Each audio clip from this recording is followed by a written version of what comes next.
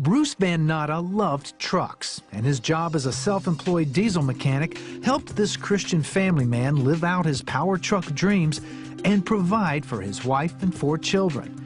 He never gave a second thought to the dangers of working on engines that weighed thousands of pounds until November 16th, 2006.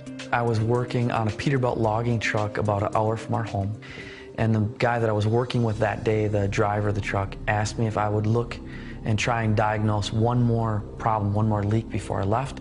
So if you can picture one of these great big Peterbilt trucks, here's the front bumper, and I slipped underneath that great big chrome bumper feet first, and he had the front axle jacked up in the air and the passenger side wheel removed. The axle is going right across my chest at this point, maybe an inch or 2 above my chest.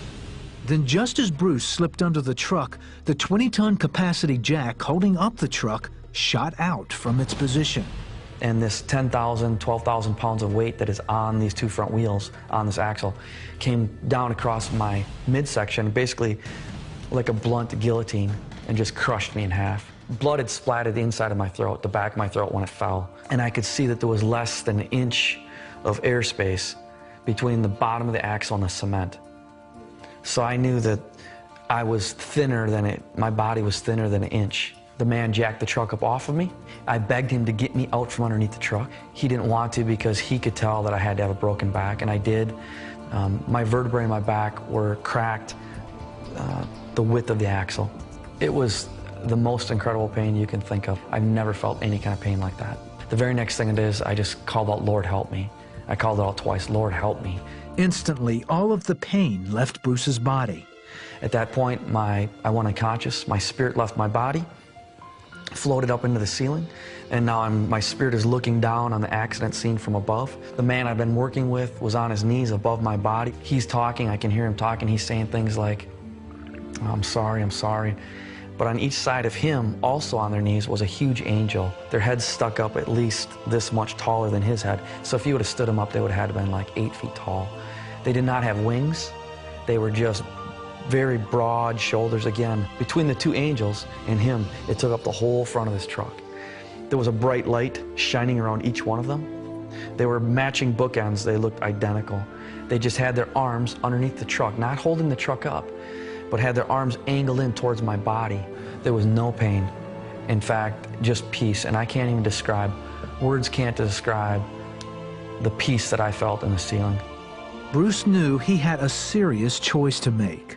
I was definitely on the verge of life and death. There were 2 voices, thoughts in my head. One was, shut your eyes, give up and die, and you're just gonna go to heaven anyway. It was very loud. There was another voice in my head, thought, much quieter, more of a whisper, and that one said, if you want to live, you're gonna have to fight, and it's gonna be a hard fight. And next thing I knew, my spirit went back down into my body like that, just like a shot.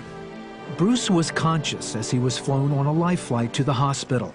Doctors there doubted he would even survive the next few hours.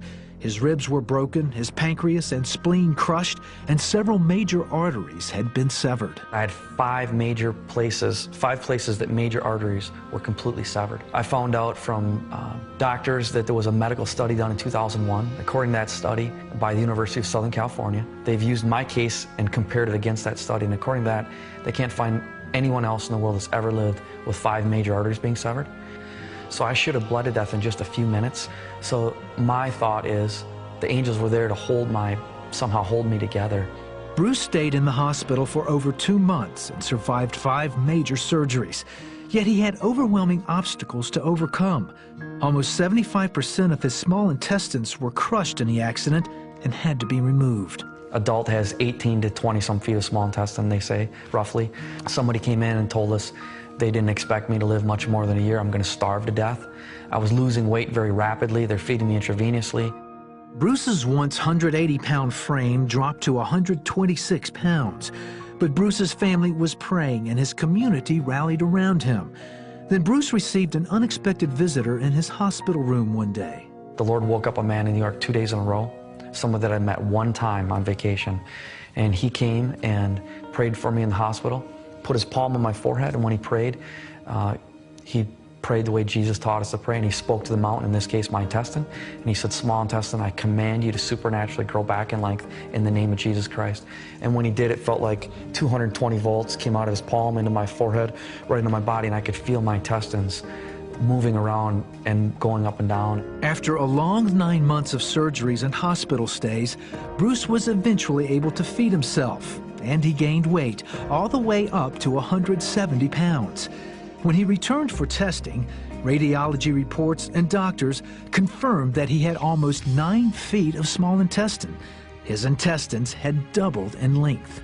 When they test me, they say that the intestines that the Lord gave me back work twice as good as normal. Even though I don't have my full amount, he gave me several feet back.